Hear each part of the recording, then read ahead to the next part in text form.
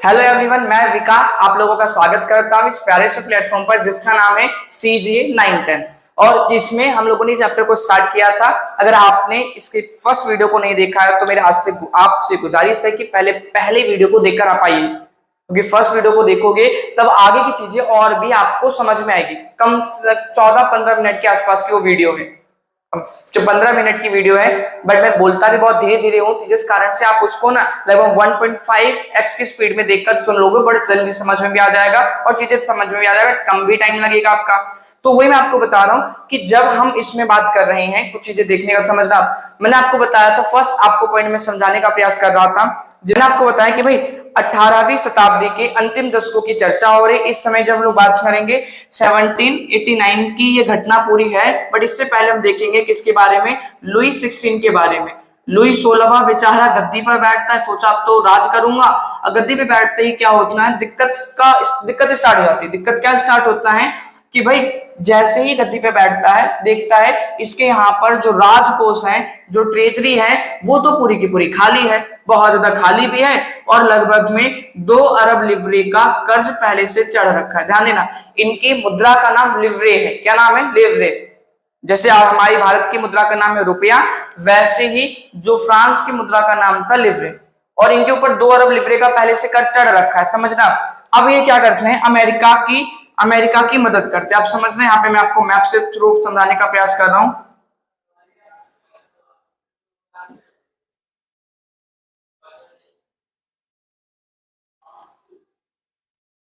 अब समझना, यहां पर बैठा है आपका फ्रांस। मैं थोड़ा ब्लैक यूज करूंगा, आपको समझ में आए थोड़ा अच्छा। ये बैठा है फ्रांस, ये बैठा है आपका अमेरिका, ये बैठा है ब्रिटेन। पड़ोसी कभी पड़ोसी को देखकर खुश हो नहीं सकता। आजकल कहते हैं ना कि सबसे ज्यादा खुश वो है जिसका पड़ोसी दुखी है। सबसे ज्यादा खुश वो है जिसका पड़ोसी दुखी है। तो वैसे ही तो ये परंपरा चली आ रही है। तो इस परंपरा से फ्रांस कैसे खुश हो सकता है कि ब्रिटेन को, इतना बड़े इलाके पर ब्रिटेन ने कब्जा कर रखा है। तो फ्रांस अमेरिका को बोलता है कि ब्रिटेन के खिलाफ तुम लड़ो, मैं तुम्हारा साथ दूंगा, मैं तुम्हारा हेल्प करूंगा। बताइए, मदद क्या कभी फोकट में होता है? केवल सहानुभूति दिखा देने, सिंपैथी दिखा देने से मदद हो जाता है? मदद के लिए कुछ लगता है, पैसा लगता है, पैसा। अब जब इनकी अमेरिका को फ्रांस ने ब्रिटेन के खिलाफ जब मदद किया, तो जिस कारण से फ्रांस के ऊपर 10 अरब लिवरे का कर्ज और चढ़ गया। क्या हो गया? गरीबी में आटा गीला हो गया इनका, यानी इनके ऊपर 10 अरब लिवरे का कर्ज और चढ़ गया। 10 अरब लिवरे का कर्ज और चढ़ गया। जब इतना पैसा और चढ़ गया इनके ऊपर, तो दिक्कत का, पहले दिक्कत जो हो रही थी, अब दिक्कत और भी बढ़ने लग गया, क्योंकि जिससे इन्होंने कर्ज लिया, भैया पैसा तो देना पड़ेगा ना आपको। उनका 10% से ज्यादा इनका जो भी पैसा था, ये पूरा का पूरा ब्याज चुकाने में जा रहा है। हमारे तुम्हारे जैसे नॉर्मल घर रहता चल जाता, भाई ये लोग तो बड़े बड़े महल में, वर्साई के महल में रहते हैं बड़े बड़े। अब बड़े बड़े महलों में रहेंगे तो महल का मेंटेनेंस, महल के रख रखाव में भी तो पैसा खर्च होता है अच्छा खासा। तो इनका वहां पर भी पैसा खर्च हो रहा है। इसका मतलब समझना, इनके पहले से हाथ तंगी में आटा गीला हो रखा है और कर्ज ले लिया, और किसके लिए? केवल अपने दुश्मन के खिलाफ काम करने के लिए इन्होंने पैसा ले लिया। अब इनका लगभग में जा रहा है। अब इन्होंने कहा कि कुछ ना कुछ तो काम जुगाड़ करना पड़ेगा। अब जुगाड़ करने पे लगभग में क्या करने लगे, इन्होंने प्लान किया कि क्यों ना हम लोग टैक्स को बढ़ा दें। भाई टैक्स बढ़ा दो, कोई दिक्कत नहीं, आप कर बढ़ा दो, बट टैक्स देते कौन है? मैंने आपको बताया था लास्ट वाली वीडियो में कि भाई इसमें 3 स्टेट है, थर्ड स्टेट ही तो केवल पैसा देता है, टैक्स देता है। अब उसके ऊपर तुम टैक्स बढ़ाने की बात कर, और यहाँ पे लगभग में जितने भी किसान हैं, पूरी की पूरी जमीन को 40% इलाका भाई ये दोनों के पास में, 60% के आसपास इलाका इनके पास में, और 90% किसान इनमें है, इनके पास जमीन ही नहीं है उतना। जब जमीन नहीं है तो भाई काम कैसे करेंगे? सारी स्थितियां एकदम, मैंने पता नहीं, पूरा का पूरा एकदम हाल बेहाल चल रहा है इन सबका। अब क्या करना है, अब वो नेक्स्ट पॉइंट में आपको समझाने का प्रयास करता हूं कि यहाँ पे जीने का संघर्ष क्यों होता है? भाई संघर्ष इसलिए होता है क्योंकि ये लोग बहुत अचानक से, इनकी जनसंख्या अचानक से मतलब फिर भी इनकी जनसंख्या बहुत ज्यादा बढ़ जाती है। शुरुआत में जब 1700 की स्टार्टिंग ही होता है, उस समय इनकी संख्या लगभग में कितनी रहा करती है? 2.3 करोड़ थी। कितनी आबादी थी इनकी? 2.3 करोड़।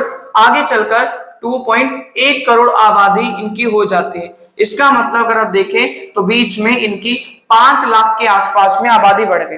हमें लगेगा कि भाई 1717 मान लेता हूं, इधर से लेकर आपका 1789 में 5 लाख जनसंख्या बढ़ना तो कोई बड़ी बात नहीं है ना। 5 या 50 लाख, सॉरी 50 लाख के आसपास ही होगा जो भी। तो इतना जनसंख्या बढ़ना तो कोई वैसी बात थोड़ी ना है। बट भाई इस आज के समय हम बोल सकते हैं ना, बट उस समय बहुत बड़ी बात थी। जनसंख्या बढ़ना किसी समय में बड़ी बात नहीं रहेगी अगर जनसंख्या के हिसाब से आपके पास संसाधन है, आपके पास पैसा है। अगर आप समझना, एक दंपति कपल रहते थे, 2 मियां बीवी रह रहे हैं, अब जो पति है वो 15,000 रुपए कमा रहा है, आगे चलकर उनके 3 बच्चे हो जाते हैं, फिर भी अगर वो 15,000 रुपए कमा रहा है तो क्या वो घर चला पाएगा? इसका मतलब उसमें कुछ सुधार करना पड़ेगा, अपने इनकम को बढ़ाना पड़ेगा, तब जाके वो काम कर पाएगा। इसी तरीके से आप समझना भाई, दो इतने से इतने बढ़ गए, 50 लाख की आबादी बढ़ गई, बट लोगों की इनकम जितनी पहले थी, इनकम आज भी उतनी ही बनी है। दिक्कत क्या हो रहा है, इनके फसलों को पाला लग जा रहा है, फ्रोजन फ्रोजन, यानी कि पूरे जमीन के ऊपर जब बर्फ पड़ने लग जाता है, पूरे फसल बर्फ में जम जाते हैं, इसको पाला पड़ना कहते हैं। मतलब इस हिसाब से होने लग जाए पूरा का पूरा, इसका मतलब भाई फसल भी खराब। मैं भाई बार बार क्या कह रहा हूं, गरीबी में आटा गीला हो रहा है इनका, जनसंख्या बढ़ रही है, राज्य के पास पैसा नहीं है, यहाँ पे ठंड भी ज्यादा पड़, क्योंकि ये आपका शीतोष्ण कटिबंध में आता है, टेम्परेट रीजन में आता है ये आपका, और इसके बाद यहाँ बर्फ भी पड़ रहा है, जिस कारण से फसल भी चौपट हो रही है। सब कुछ इतना हो रहा है कि भाई जिएंगे तो जिए कैसे, कहते हैं गाना है ना, जिए तो जिए कैसे। अब वो इनके ऊपर बड़ा फिट बैठ रहा है, तो जिए कैसे फ्रांस वाले बेचारे। अब ये जिए तो जिए कैसे, अब इन्हीं के लिए बीच में कुछ लोग आते हैं इनको जिंदा रखने के लिए, इनको बताते हैं, समझाते हैं। अब बता रहे समझ, खाना पीना नहीं देते हैं इनको, बताते हैं, इनको जागरूक करते हैं कि राजा की सब गलती है भाई, हम फिर भी अपना काम कर सकते हैं, हम लोग जीवित रह सकते हैं, बट ये राजा की गलती के कारण नहीं हो पाता है। अगर राजा माने समझे तो शायद हमारी स्थितियां नॉर्मल सुधर सकती हैं। वो क्या करता है, एक एक करके हम यहां देखने का प्रयास करते हैं। ओके, तो मैंने आपको बताया, यहाँ पे लिखा है आपका ये पॉइंट है, उभरते मध्य वर्ग ने विशेषाधिकारों की अंत की कल्पना की। यानी कि फ्रांस के अंदर पहले भी लोगों ने विरोध कर चुके थे, लोग पहले भी विरोध किया करते थे, बट उनके विरोध करने का उतना फायदा कभी हो नहीं पाता था। भाई गए, विरोध किया, 2-4 दिन विरोध को वापस आ गए, क्योंकि उनको लीड करने वाला कोई नहीं था। भाई जब एक लीडर रहता है, जो पूरे पूरे आंदोलन को लेकर वो आगे बढ़ता है, तभी जाकर बेहतर तरीके से काम हो पाएगा। अगर आप नहीं लीड कर पाओगे सही तरीके से, आपका लीडर कोई नहीं रहेगा, आपको बताएगा नहीं कि सही हमारा आंदोलन जा रहा है नहीं जा रहा, तो आपका पूरा आंदोलन बेकार हो जाता है, कुछ काम नहीं रहता। इसी कारण से जब काम नहीं रहता, तो यहां पर इस समय कुछ मध्य वर्ग के लोग आ रहे थे। मैंने आपको थर्ड स्टेट बताया था, थर्ड स्टेट में सबसे ऊपर जो लोग थे, जो बिजनेस कर रहे थे, जो टीचर थे, वकील थे, उन्हीं को ही मध्य वर्ग बोला गया, क्योंकि पैसा अच्छा खासा कमा चुके हैं, इनके पास पैसा भी है, खाना पीना भी खा रहे, पेट भरा है, तब बड़ी बड़ी बातें करते हैं लोग। बोलते हैं, एक मैं अक्सर कहावत भी कहता हूँ क्लासेस में, भूखे पेट भजन ना हुई गोपाला। भाई अगर पेट में भूख रहेगा ना, भजन ईश्वर का नाम भी नहीं जपा जाएगा। इसलिए जो आपके थर्ड स्टेट के सबसे गरीब व्यक्ति हैं, क्या वो आंदोलन को लीड कर पाएंगे, आंदोलन को लेके जा पाएंगे? एक दिन आंदोलन में जाएंगे, 2 दिन आंदोलन जाएंगे, तीसरे दिन घर आ जाएंगे, यार घर पे खाना नहीं बन पा रहा है, रोज मैं कमाता हूं तभी जाकर घर पे खाना खा पाता हूं, बच्चों को खिला पाता हूं, पढ़ा पाता हूं, और इधर में आंदोलन पे सरकार आया है, सरकार आया है, मोर्चा खोलता रहूंगा तो घर मेरा कैसे चलेगा? ये केवल बड़े बड़े किसान, बड़े बड़े लोग ही कर सकते हैं, जिनका आगे और आगे फ्यूचर मुद्दा टेंशन नहीं है, उनको उनके पास सारी स्थितियां नॉर्मल है, वो कर सकते हैं। और दिक्कत जब यहाँ पे आती है तो थर्ड स्टेट के लोग भरते हैं, कुछ लोग आते हैं सही तरीके से फैक्ट के आधार पर बातचीत करते हैं, कुछ चीजें सामने रखते हैं, जो कि सच में गलत में नहीं बोलते, बहुत अच्छा बोलते हैं। इनमें 3 व्यक्ति का हम ज्यादातर नाम बात करते हैं। 3 व्यक्ति में का नाम था रूसो, एक का नाम है जॉन लॉक, और तीसरे का नाम है मोंटेस्क्यू। मोंटेस मोंटेस्क्यू मोंटेग्यू भी बोलते हैं, मोंटेस्क्यू। रूसो ने एक पुस्तक लिखी थी, the social contract, the social social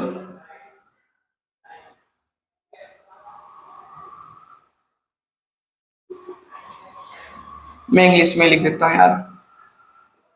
the social contract, contract John Locke ने जो पुस्तक लिखी थी, two two treatise, two treatise करके बुक का नाम था इनका, the spirit of the laws, the spirit of the laws, two two treatise of government नाम है इस पुस्तक का। ओके ये पुस्तक है, इंडियन बुक लिखी। मैं बुक के बारे में नहीं बता रहा हूं, बट इन बुक के माध्यम से अपने विचारों को स्प्रेड, अपने विचारों को फैलाने का प्रयास कर रहे हैं, अपने विचारों के बारे में बता रहे हैं कि किस तरीके से हमारे विचार सामने आएंगे, अपने विचारों को हम किस तरीके से रख पाएंगे सामने। आज जो मेरे को थोड़ा बहुत पता है मैं इस वीडियो के माध्यम से आप तक पहुंचा दे रहा हूं। क्या पहले ये संभव था? नहीं था। तो लोग क्या करते थे, लिख कर ही पहुंचा पाएंगे। जॉन लोग क्या सोचता है, रूसो क्या सोचते हैं, बड़े अच्छे खासे विचारक हैं, लोगों तक पहुंचाना तो कैसे पहुंचाएंगे, उन्होंने पुस्तक लिख दी, किताब लिख दी। अब किताब को लेकर अलग अलग लोग सैलून में बैठ रहे हैं, दुकान पे, चाय की दुकान पे, पान की दुकान पे बैठकर बात कर रहे हैं। मोंटेस्क्यू कहता है कि सरकार कोई राजा नहीं है, इस तरीके से बात कर रही है। मोंटेस्क्यू कहता है सरकार एक कॉन्ट्रैक्ट के हिसाब से काम कर, अलग अलग तरीके से, कार्यपालिका, न्यायपालिका, इन सब के विचार। अभी मैं आपको बताऊं क्या क्या ये लोग बोलते हैं। जैसे रूसो बोल रहे हैं कि राजा के साथ में हमारा एक कॉन्ट्रैक्ट बना हुआ है। कॉन्ट्रैक्ट, अगर देखो कॉन्ट्रैक्ट जब हम करते हैं, जैसे हम हिंदी में संविदा कहते हैं, समझौता कहते हैं, हमें सामने वाले से पसंद नहीं आता, हम समझौता तोड़ देते हैं। वैसा यहां पर भी हो सकता है, अगर हमें लगता है राजा सही तरीके से काम नहीं कर रहा तो हम भी उस कॉन्ट्रैक्ट को तोड़ कर सकते हैं, क्योंकि राजा बेकार शासन कर हमारे इलाके में। और दूसरे ही कह रहे, जो लोग कहते हैं राजा कोई देवता नहीं है, राजा के पास कोई दैवीय स्थिति नहीं है। और ये बताते हैं भाई जब तक पावर कानून को बनाने का, कानून को लागू करवाने का और न्याय देने का काम, आपका एग्जीक्यूटिव पावर, लेजिस्लेचर पावर और जुडिशरी जो पावर रहती है, अगर एक व्यक्ति में जब तक रहेगा तो यहां पर दिक्कत होना तो तय है। इसलिए कहते हैं कि हमें इन सबको 3 अलग अलग भागों में बांटना चाहिए, जिसको मैं आपको सिविक्स में बड़े अच्छे से डिटेल में पढ़ाऊंगा, समझाऊंगा भी। मैंने शायद बताया भी आपको, तो वही कुछ चीज मैं आपको बता रहा हूं। इस तरीके से इन तीनों की जो बात रहती है उनको लोग पढ़ते हैं, समझते हैं, अलग अलग जगह पे इसको गाया, सुनाया, बताया जाता है, ताकि लोग सुने इसको। जितना लोग सुनेंगे इसको उतना ही ज्यादा लोगों के लिए क्या रहेगा, बेहतर रहेगा, लोगों की आंख खुलेगी, लोग जागरूक होंगे, लोग अवेयर होंगे, उस हिसाब से काम यहाँ पर होने लग जाएगा। इसको लेकर यहाँ बातें चले, मैंने बताया कि जो मध्य वर्ग थे विशेषाधिकारों के अंत की बात कर रहे हैं, लोग इनकी बातों को सुन रहे हैं, समझ रहे हैं, आगे बढ़ने का प्रयास कर रहे हैं कि हाँ बात तो सही करे, बात तो 1 नंबर की कह रहे हैं। जिससे आगे चल के जब बात 1 नंबर की कर रहे हैं तब क्या बात है, अब क्या बात होता है उसको हम नेक्स्ट आगे देखने का प्रयास करते हैं। ओके, अब हम बात करें, दूसरा पॉइंट है आपका क्रांति की शुरुआत। अब क्रांति की शुरुआत की जब हम चर्चा करते हैं, क्रांति की शुरुआत कैसे हुई, इससे पहले मैंने आपको बताया राजा वगैरह बैठकर बातें कर रहे हैं, यार पैसा तुम्हारे पास कमी है, पैसे की, हमें पैसों को बढ़ाना है, हम पैसों को बढ़ाएं कैसे? भाई पैसे को तो आप नहीं बढ़ा पाओगे। अब पैसे कैसे बढ़ेगा? पैसे के लिए आप ज्यादा पैसा लो ना लोगों से, टैक्स के रूप में लेंगे। जब टैक्स के रूप में ले रहे हैं, और एक चीज तो इन्होंने नियम थोड़ा अच्छा बना रखा था कि भाई टैक्स तो मान के चला कि जो टैक्स है आपका थर्ड स्टेट देगा, बट जो टैक्स बढ़ाने के लिए नियम है, क्या कह रहा हूं मैं, जो टैक्स थर्ड स्टेट देगा, बट टैक्स बढ़ाने के लिए जो मीटिंग होगी, फर्स्ट सेकंड थर्ड तीनों की एक साथ मीटिंग होगी, जिसको स्टेट जर्नल की मीटिंग कहते हैं। वो तीनों मिलकर फैसला लेंगे कि क्या टैक्स को बढ़ाया जाए कि ना बढ़ाया जाए। केवल ये फॉर्मेलिटी है पूछने का, क्योंकि बढ़ा तो फिर भी देंगे ये लोग। कैसे बढ़ाएंगे मैं आपको बताता हूं, इधर ध्यान देना। अब इससे पहले माना जाता है कि भाई 1614 में मीटिंग पहली बार आई, मतलब इससे पहले आई थी। इसका मतलब है 175 साल बाद 5 मई 1789 को फिर मीटिंग बुलाया जा रहा है। इतने समय बाद फिर मीटिंग बुला रहे, कोई दिक्कत नहीं, मीटिंग बुला दो, लोग आएंगे, बैठेंगे, बातचीत करेंगे। अब बातचीत करने में क्या होता है, आते हैं महल के अंदर बैठते हैं, महल के अंदर बैठते हैं, फर्स्ट स्टेट के 300 लोग आते हैं, सेकेंड स्टेट के 300 लोग आते हैं, थर्ड स्टेट के 600 लोग आते हैं। ये पूरा का पूरा महल का वो प्रांगण है जहां पर बैठे हुए हैं लोग, बैठकर बातचीत कर रहे हैं। और यहाँ पर फर्स्ट स्टेट के 300 लोग हैं, सेकेंड स्टेट के 300 लोग हैं, ये बैठे हुए हैं, और जो थर्ड स्टेट के 600 लोग हैं ये बेचारे खड़े हैं। और थर्ड स्टेट के जो 600 लोग हैं कौन होंगे, मैंने वही बताया, थर्ड स्टेट में जो बिजनेसमैन है, टीचर है, बड़े बड़े व्यवसायी हैं, वो लोग आएंगे। इसमें पढ़े लिखे लोग हैं ना, वो वही तो आएंगे। इसमें महिलाएं, गरीब, अनपढ़ व्यक्ति को आने की इजाजत नहीं, वो आए नहीं। बट अपनी बातों को भेजा उन्होंने, 40,000 से ज्यादा उन्होंने पत्र लिखा है, लेटर लिखा है, ताकि हमारी बातों को भी आप वहां तक पहुंचा दीजिए। जब वहां पहुंचाने की बात करते हैं, हमारी बातों को पहुंचा दीजिए, उसको लेकर यहाँ पर मीटिंग होती है, बातचीत करते हैं। अब बातचीत करने में क्या होता है, तो अब समझना, जब ये लोग यहाँ मीटिंग करते हैं, बातचीत होता है। अब होता क्या है, 300 लोग हैं तो सही, इन 300 लोगों का एक वोट होगा, इन 300 लोगों का एक वोट होगा, और इन 600 लोगों का एक वोट होगा। यानी फर्स्ट स्टेट का एक वोट, सेकेंड स्टेट का वो एक वोट, थर्ड स्टेट का एक वोट। इस तरीके से 3 अलग अलग स्टेट हैं, बट तीनों में एक एक वोट, यानी 3 वोट पड़ेंगे केवल। और आपको पता है फर्स्ट एंड सेकंड स्टेट एक साथ आ जाएंगे तो 2:1 से हमेशा फैसला लिया जाएगा। इसका मतलब ये जो दोनों चाहेंगे वही होने वाला है। अगर ये चाहेंगे टैक्स को बढ़ाना तो टैक्स बढ़ाया ही जाएगा, ये चाहेंगे टैक्स को घटाने का तो टैक्स घटाया ही जाएगा। घटाने का तो करेंगे नहीं, बट इस तरीके से चलेगा यहाँ पर। बट इस बार थर्ड स्टेट के लोगों ने कहा ना, ये ना चल, वो इस बार ये नहीं चलेगा। इस बार एक व्यक्ति एक वोट की बात करो, तुम 300 लोग हो ना, तुम 300 लोग फर्स्ट स्टेट के तो 300 वोट उनका, 300 लोग सेकंड स्टेट के, 300 वोट आपका, 600 लोग हम हैं तो 600 वोट हमारा है। इस तरीके से यहाँ पर मीटिंग करते हैं, बात करते हैं।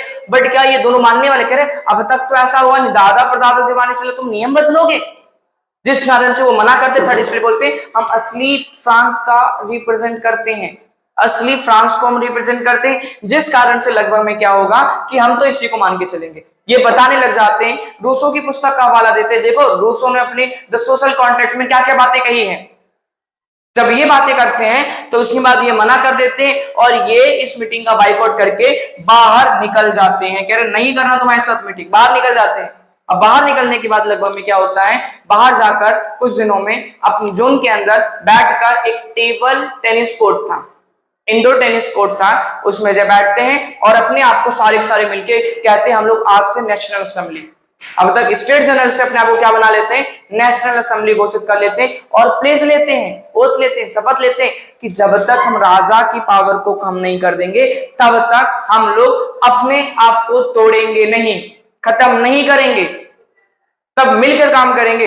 और इन लोगों का साथ देने के लिए फर्स्ट एंड सेकंड स्टेट के दो एक व्यक्ति भी आते हैं। फर्स्ट स्टेट और सेकंड व्यक्ति से आबेसिए और मिराबे आते हैं, इनकी मदद भी करते हैं और मदद करके आगे बढ़ भी रहा हो तो सब कुछ नॉर्मल चल रहा होता है, आगे बढ़ के काम करने लग जाते हैं। तो इस तरीके से यहाँ पर ये लोग काम करने लग जाते हैं। अब इसके बाद क्या हुआ, किस तरीके से हुआ, वो सारी चीजें लगभग में मैं आपको बताना है, वो हम कब बात करेंगे, हम लोग अगली क्लास में आपको समझाऊंगा।